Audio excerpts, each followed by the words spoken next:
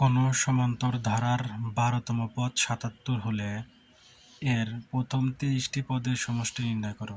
তো আমাদের এখানে 12তম পদ দেওয়া আছে 77। তাহলে এখানে আমাদের 12তম পদ যেহেতু 77 দেওয়া আছে, তাহলে আমরা জানি nতম পদ নির্ণয়ের সূত্র কি। দেখো সমাধান।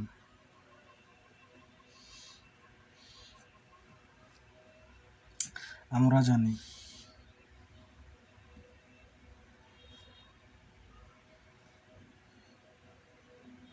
সমান্তর ধারার nতম পদ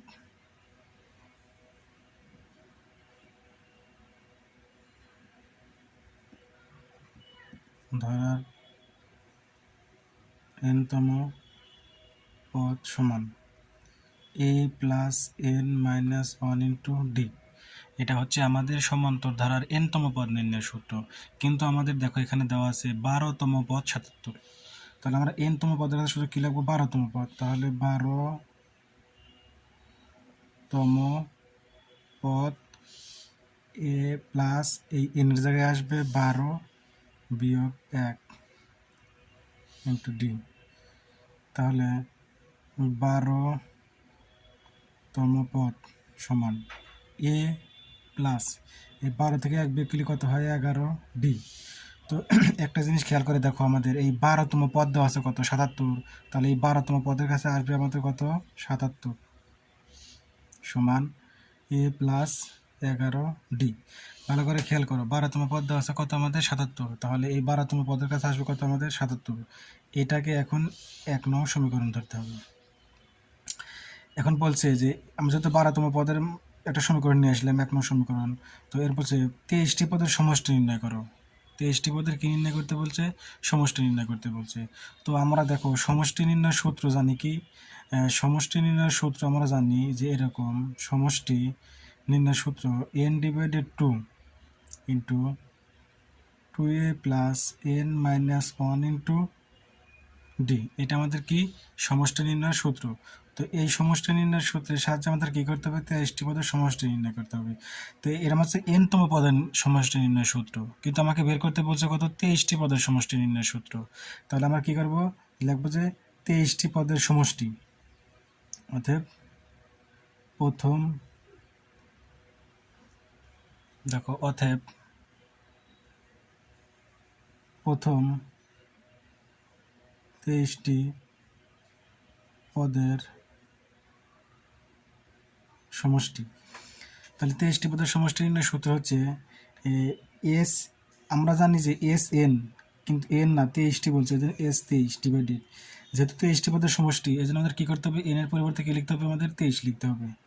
তাহলে 23 divided 2 into 2a plus n minus 1, যেহেতু 23টি পদের সমষ্টি, এই জন্য এনের পরিবর্তে লিখতে হবে কত? আমাদের 23 মাইনাস 1 ইন্টু ডি। এটা আমাদের 23টি পদের কী হলো? সমষ্টি হলো। আবার বলতেছি, আমাদের nতম পদের সমষ্টি নির্ণয়ের সূত্র হচ্ছে এটা, কিন্তু তোমাকে প্রশ্নে বলছে 23টি পদের সমষ্টি নির্ণয় করতে হবে। এই জন্য কী করছি? এস 23 ইকুয়াল এই 23 ডিভাইডেড 2, আমি 23 কই পেলাম? এনের পরিবর্তে লিখলাম আমি কত? 23, কারণ আমাদের 23টি পদের সমষ্টি নির্ণয় করতে বলছে। তো 2a প্লাস 23, এন আছে না, এনের পরিবর্তে কী লিখবো? 23, কারণ 23টি পদের সমষ্টি নির্ণয় করতে হবে 23 মাইনাস 1 ইন্টু ডি। তো এখন খেয়াল করে দেখো, এখান থেকে 23 ডিভাইডেড 2 ইন্টু 2a প্লাস 23 থেকে 1 বিয়োগ করলে কত হয়? 22 ডি। 22 ডি। আচ্ছা, 23 ডিভাইডেড 2। তো দেখো এখানে 2a আছে, এখানে হচ্ছে 22 ডি। তার মানে উভয় পাশে কী কমন যায়? 2 কমন যায়। তাহলে আমি এখান থেকে কী কমন নেব? 2 কমন নেব।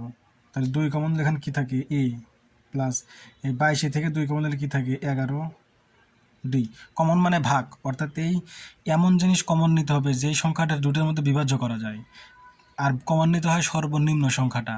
তো এই 2 দেখা যাচ্ছে এটাতে বিভাজ্য হচ্ছে, এত বিভাজ্য হচ্ছে, তাহলে যা কমন নেব ওই সংখ্যাকে ওই কমন জিনিস দিয়ে ভাগ করতে হবে। তাহলে 2a কে 2 দ্বারা ভাগ করলে এ থাকে 22 ডি, কে 2 দ্বারা ভাগ করলে কত থাকে? 11 ডি। এখন দেখো 23 ডিভাইডেড 2 ইন্টু 2, এখন দেখো তো এ প্লাস 11 ডি, এই এ প্লাস 11 ডি, দেখো তোমরা এখানে কী পেয়েছিলাম যে এ প্লাস 11 ডির মান কত? 77। এখন এই এ প্লাস 11 ডির পরিবর্তে কী লিখবো? 77। তাহলে এটা গুণন কত? 77। এখানে তুমি লিখতে পারো যে 1 নং হতে, বোঝার সুবিধাতে লিখতে পারো যে 1 নং হতে পাইছি জিনিসটা। আচ্ছা, এখন দেখো এই 2 2 কাটা, 23 গুণন 77। এখন দেখো 23 আর 77 গুণন করলে আমাদের আসবে 1771। তো এইভাবে আমাদের এই অঙ্কটা করতে হবে।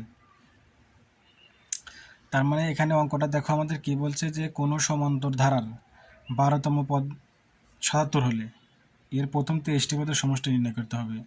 তো দেখো সমাধান, আমরা জানি সমান্তর ধারার n তম পদ নির্ণয়ের সূত্র হচ্ছে এটা, কিন্তু আমাদের প্রশ্নে বলছে কততম পদ নির্ণয় করতে হবে, 12তম পদ। এই জন্য কী করছি, n এর পরিবর্তে লিখছি কত আমরা 12, তাহলে 12তম পদ a প্লাস n এর জায়গায় কি লিখছি 12 মাইনাস 1 ইন্টু ডি। দেখো 12তম পদ ইকুয়াল a প্লাস এই যে 12 থেকে 1 বিয়োগ করে থাকে 11, এই জন্য 11d। এখন দেখো এই a প্লাস 11d এখানে লিখলাম, আর এখানে দেখো এই যে 12তম পদ এর পরিবর্তে কত লিখছি 77 লিখছি। কীভাবে লিখছি, এই যে আমাদের এখানে দেওয়াই আছে প্রশ্নে যে 12তম পদ কত আছে আমাদের 77, এই জন্য 77 লিখছি, নিয়ে একটা সমীকরণ লিখছি, কারণ এই সমীকরণটা আমাদের সমষ্টি নির্ণয়ের ক্ষেত্রে লাগবে। তো দেখো প্রশ্নে বলছে প্রথম 23টি পদের সমষ্টি নির্ণয় করো, কিন্তু আমরা জানি যে n তম পদের সমষ্টি নির্ণয়ের সূত্র কি n divided 2 into 2a plus n minus 1 into D. কিন্তু আমরা তো এটা লিখছি n তম পদের সমষ্টি নির্ণয়ের সূত্র, কিন্তু আমাকে প্রশ্নে বলছে কি 23টি পদের সমষ্টি নির্ণয়ের জন্য। এই জন্য আমরা কী করবো, এখন 23টি পদের সমষ্টি নির্ণয় করব। তো খেয়াল করে দেখো প্রথম 23টি পদের সমষ্টি এস এন, এর পরিবর্তে 23 ইকুয়াল আমাদের সূত্র কি ছিল n ডিভাইডেড 2, কিন্তু আমাদের লিখতে হবে কি 23 ডিভাইডেড 2। কেন, কারণ n এর পরিবর্তে লিখতে হবে 23, কারণ আমাকে 23টি পদের সমষ্টি বের করতে বলছে।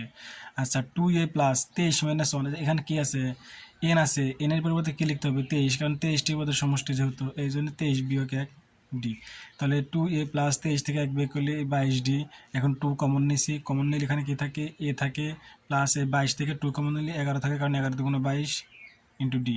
এখন এইটুকের পরিবর্তে পাইছি কত আমরা 77, এই যেখানে দেওয়া আছে যে a প্লাস 11d। আমি বলছিলাম না যে এই সমীকরণটা আমাদের সমষ্টি নির্ণয় করতে লাগবে, এই সমষ্টি নির্ণয়ের জন্য আমরা এই সমীকরণটা রেখে দিয়েছিলাম। তাহলে a প্লাস 11d সমান কত 77 না, তো এই যে a প্লাস 11d সমান কী লিখছি 77। এখন কি করছি, এখান থেকে দেখো এই 2 আর 2 কেটে গেছে, এখন 23 এই যে গুণন গুণন 77 77, 23 আর 77 গুণন করলে হয় 1771। তো এইভাবে আমাদের অঙ্কটা করতে হবে, এখানেই শেষ।